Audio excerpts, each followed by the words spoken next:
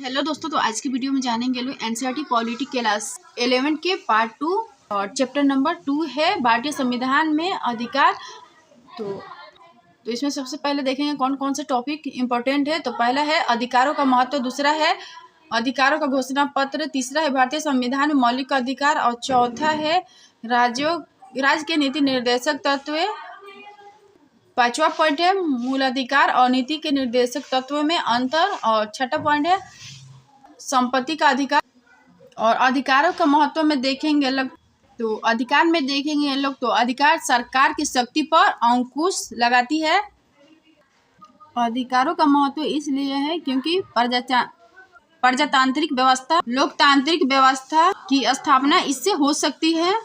और तीसरा पॉइंट इसमें कहा जाता है कि मौलिक अधिकारों की सीमा है, इस पर प्रतिबंध लगाया जा सकता है। और एक बुक है एनसीईआरटी के अलावा, ये पॉलिटी के बहुत इंपॉर्टेंट बुक है, सुभाष कश्यप ये बुक है और ये बहुत अच्छी बुक है। और इस बुक में लिखा हुआ है कि डॉक्टर अंबेडकर के द्वारा फंडामेंटल राइट सर्वाधिक आलोचित कहा गया है। और लास्ट में एक एग्जाम्पल देखेंगे लोग, 1982 में एशियाई खेल भारत में हुए और खेल के लिए स्टेडियम निर्माण का ये कराया जाता है और ऐसे में रोजगार दिया गया। और इस निर्माण कार्य में मजदूरों को न्यूनतम मजदूरी से कम दी गई। और जब ऐसा हुआ तो एक याचिका सुप्रीम कोर्ट में दायर की गई और सुप्रीम कोर्ट ने इस पर निर्णय लिया कि मुआवजा दिया जाए, सबको मुआवजा और न्यूनतम वेतन दिया जाए। और दूसरा एग्जाम्पल है असम में, असम के एक व्यक्ति था और उसको न्यायिक हिरासत में लिया गया, लेकिन मुकदमा नहीं चला और अपने जीवन का 54 वर्ष जेल में काटे। ऐसे में नेशनल ह्यूमन राइट्स, राष्ट्रीय मानवाधिकार द्वारा मामला को उजागर किया गया और ऐसे में न्यायालय ने डिसीजन दिए। और दूसरा टॉपिक है अधिकारों का घोषणा पत्र।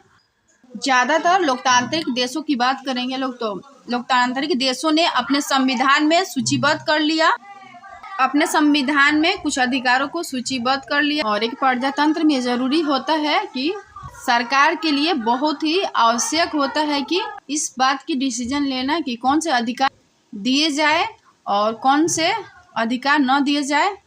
और इस बात को तय करना संविधान निर्माताओं के लिए बहुत बड़ी चुनौती थी। और संविधान में इसकी सूची हो और सरकार द्वारा मान्यता प्राप्त होंगे और ऐसी जो लिस्ट बनेगी वो अधिकारों का घोषणा पत्र कहा जाएगा, उसे बिल ऑफ राइट्स कहेंगे और अधिकारों का घोषणा पत्र कहा जाता है। और ये अधिकारों का घोषणा पत्र आवश्यक है अगर नागरिकों के अधिकार का उल्लंघन हो रहा है तो सरकार द्वारा फंडामेंटल राइट के उल्लंघन को रोकता है। और फंडामेंटल राइट का अगर उल्लंघन होता है तो इस दशा में, क्योंकि संविधान में लिखा हुआ है, तो संविधान द्वारा उपचार सुनिश्चित कराया जाए। नेक्स्ट टॉपिक है भारतीय संविधान में अधिकार।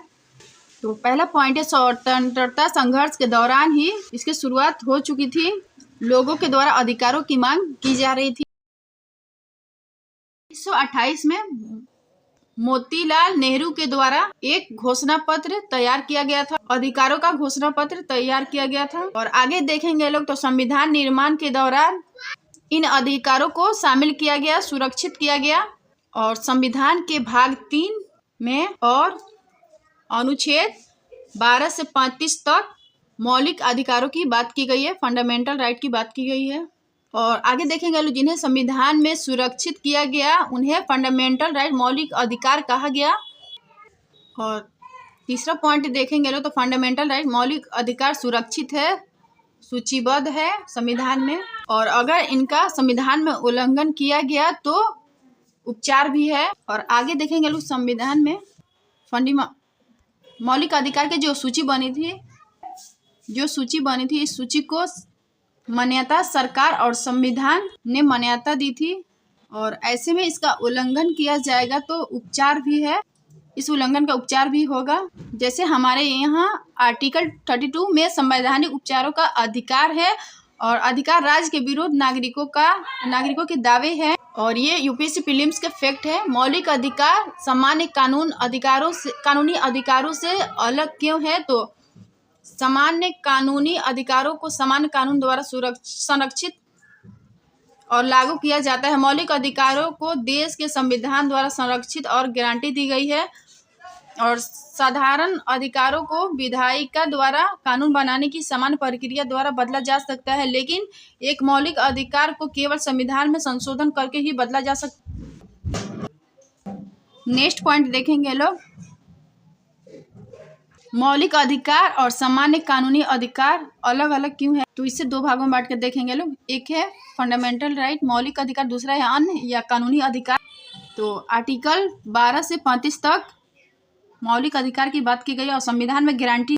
और अगर इसमें बदलाव की बात करेंगे तो संविधान संशोधन द्वारा बदला जा सकता है फंडामेंटल राइट को। और अन्य या कानूनी अधिकार में देखेंगे लोग तो, और अगर सामान्य अधिकार है तो सामान्य कानून भी है। और अन्य या कानूनी अधिकार की बात करेंगे लोग तो सामान्य विधि प्रक्रिया द्वारा बदला जा सकता है, जबकि फंडामेंटल राइट को केवल संविधान संशोधन द्वारा बदला जा सकता है। और फंडामेंटल राइट मौलिक अधिकारों की विशेषताएं की बात करेंगे लोग तो संविधान द्वारा संरक्षित और अस्थायी और पूर्ण नहीं है। फंडामेंटल राइट एब्सोल्यूट नहीं है, क्योंकि मूल अधिकारों पर प्रतिबंध लगाया जा सकता है। और फंडामेंटल राइट को मूल अधिकार या मौलिक अधिकार भी कहा जाता है। और ये जो प्रतिबंध है ये अनुचित प्रतिबंध नहीं होगा, युक्तियुक्त प्रतिबंध या उचित प्रतिबंध होगा, रीजनेबल रिस्ट्रिक्शन। और फंडामेंटल राइट मौलिक अधिकार असीमित नहीं है और निरंकुश नहीं है।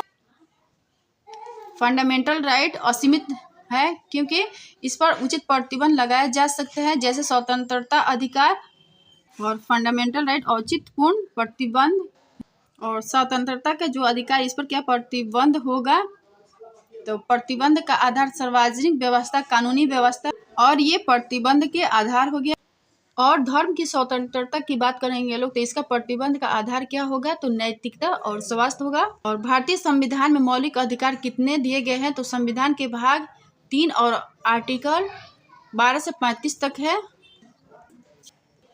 और इसमें बात करेंगे लोग तो समानता का अधिकार 14 से 18 तक है, आर्टिकल 14 से 18 तक है। और कानून के समक्ष समता और कानूनों के समान संरक्षण की बात की गई है। और धर्म, मूलवंश, जाति, लिंग या जन्म स्थान के आधार पर भेदभाव का निषेध करता है, आर्टिकल 15 है। और दुकानों, होटलों, कुआं, तालाबों और स्नान घाटों, सड़कों आदि में प्रवेश की समानता और रोजगार में अवसर की समानता, छूट का अंत, आर्टिकल 17 है। और उपाधियों का अंत, आर्टिकल 18 है।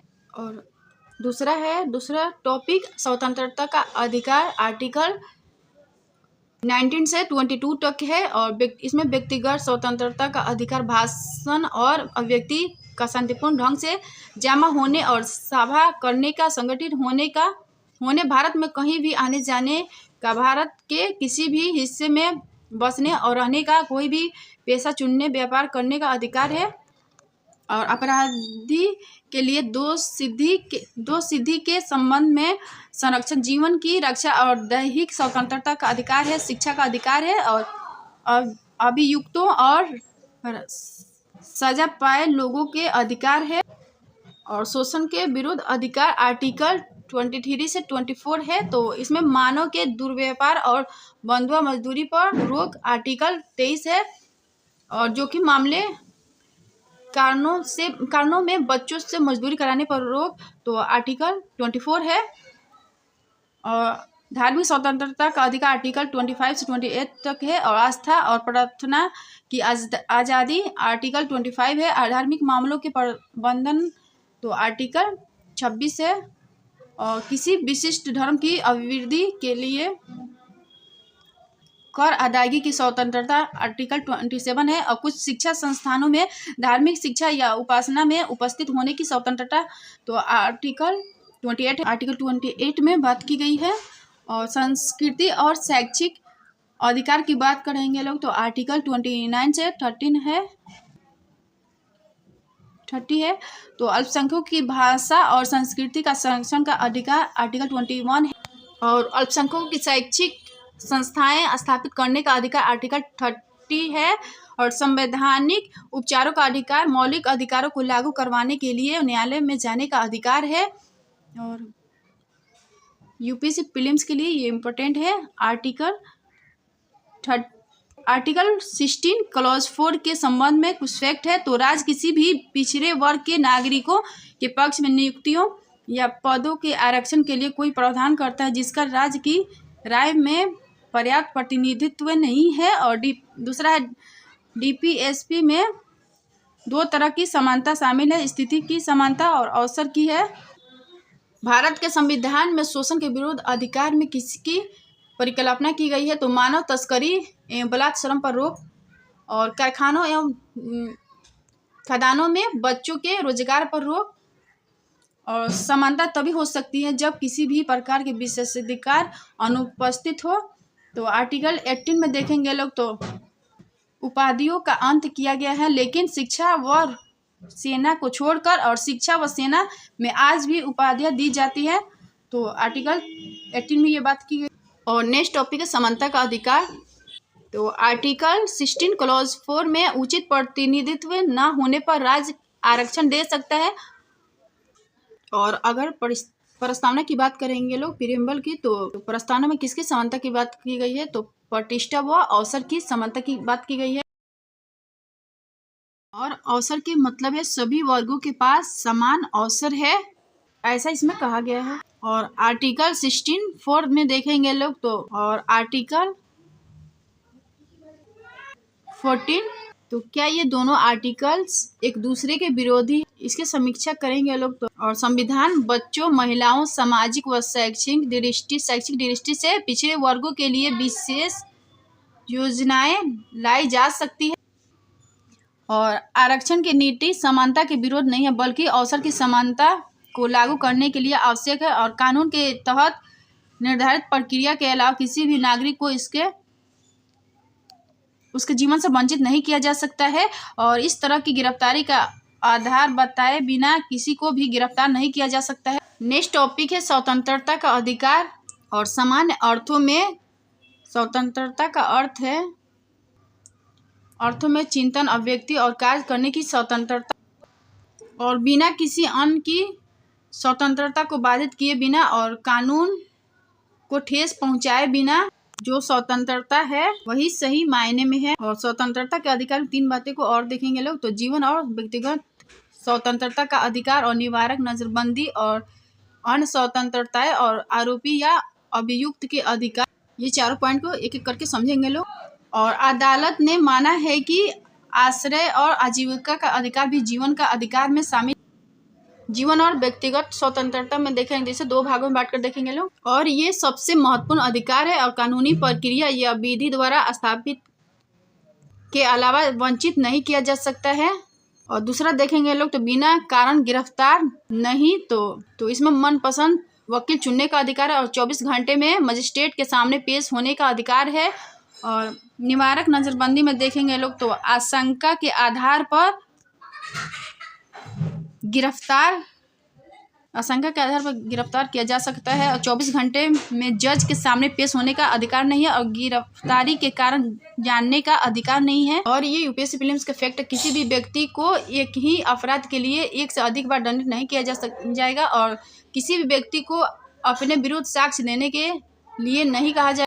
और शोषण के विरुद्ध अधिकार में देखेंगे लोग तो करोड़ों लोग ऐसे थे जिनकी स्थिति अच्छी नहीं थी, जैसे महिलाएं, दलितों और वंचित शोषित वर्ग को देखेंगे लोग तो करोड़ों लोग ऐसे हैं, वंचित है और शोषित है। और शोषण कैसे होता था? तो बेगार श्रम या जबरन श्रम कराया जाता था। और इन सभी को बाद में प्रतिबंधित किया गया और दंडनीय अपराध बना दिया गया। और ये सारी बातें आर्टिकल 23 में की गई थी। और आर्टिकल 24 में देखेंगे तो 14 वर्ष से कम आयु के बच्चों को खतरनाक कार्यों में नियोजन पर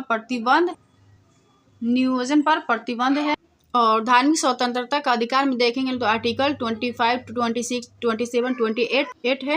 और धार्मिक स्वतंत्रता का अधिकार में शामिल है किसी धर्म को मानने या न मानने की स्वतंत्रता है। और आस्था और प्रार्थना का स्वतंत्रता। और यूपीएससी प्रीलिम्स के फैक्ट, कुछ सामाजिक बुराइयों को दूर करने के लिए सरकार धार्मिक मामलों में हस्तक्षेप कर सकती है। संविधान जबरन धर्मांतरण की इजाजत नहीं देता है, यह केवल हमें जानकारी फैलाने का अधिकार देता है।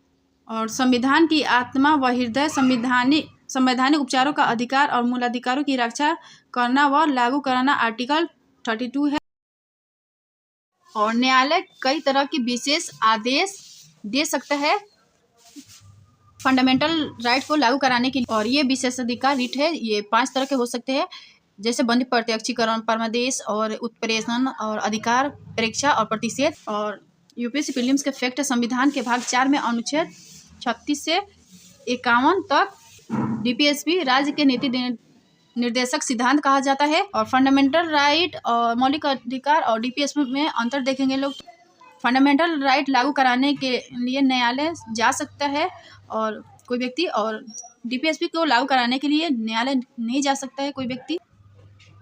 और निर्देशक सिद्धांतों में क्या शामिल है, तो समाज के रूप में हमें जिन लक्ष्यों को और आदेशों को अपनाना चाहिए और कुछ अधिकार जिनका व्यक्तियों को मौलिक अधिकारों के अलावा आनंद लेना चाहिए, और कुछ नीतियाँ जिन्हें सरकार को अपनाना चाहिए। और मानवाधिकार आयोग संवैधानिक संस्था है। और यूपीएससी प्रीलिम्स के लिए फैक्ट है, राज्य की नीति के निर्देशक सिद्धांतों के संबंध में तो ये सिद्धांत देश में सामाजिक आर्थिक लोकतंत्र की व्यवस्था करते हैं और इन सिद्धांतों में निहित प्रावधान किसी भी न्यायालय द्वारा लागू नहीं किए जा सकते हैं और अधिकार कर्तव्यों के साथ सहसंबंध है। और भारतीय संविधान के तहत धन का संकेंद्रण उल्लंघन करता है। और राज्य के नीति निर्देशक सिद्धांत, तो राज्य के नीति के निर्देशक सिद्धांत है।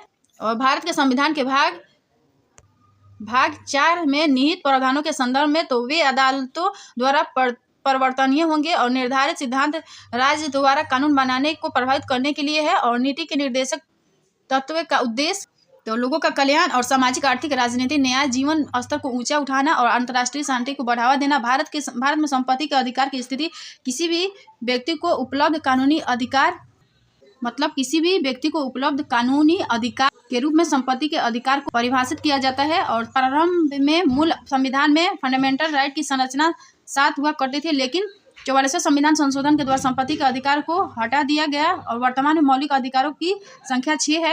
और आर्टिकल 31 में पहले संपत्ति का अधिकार था, वर्तमान में 300A अनुच्छेद 300A में है।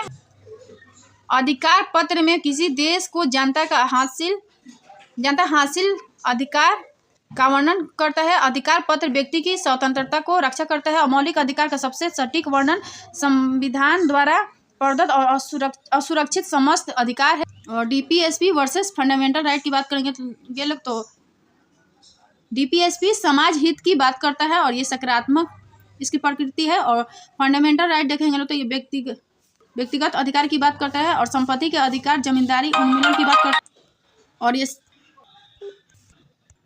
और जमींदारी के उन्मूलन को लेकर के इसमें 2 दृष्टिकोण हो गए। और सरकार कहते हैं इसे हटाया जाना चाहिए और न्यायपालिका के द्वारा कहा जाता है इसे हटाया नहीं जाएगा। और न्यायपालिका कहती है कि ये फंडामेंटल राइट में लिखा है कैसे हटाया जाएगा। और न्यायपालिका ने पहले संपत्ति के अधिकार को मूल ढांचे से हटाया और फिर यहाँ से हटाकर इसे वैधानिक अधिकार बना दिया गया। और संविधान में मौलिक कर्तव्य में देखेंगे लोग तो पहला पॉइंट संविधान का पालन करना और उसके आदर्शों को, संस्थाओं, राष्ट्रीय ध्वज एवं राष्ट्रीय गान का आदर करना और स्वतंत्रता के लिए हमारे राष्ट्रीय संघर्ष को प्रेरित करने वाले महान आदर्शों का पालन करना और भारत की संप्रभुता, एकता और अखंडता को बनाए रखना और उनकी रक्षा करना, देश की रक्षा करना और आह्वान किए जाने पर राष्ट्र की सेवा करना। तो अगर वीडियो पसंद है तो लाइक, शेयर एंड कमेंट कर दीजिएगा। Thank you.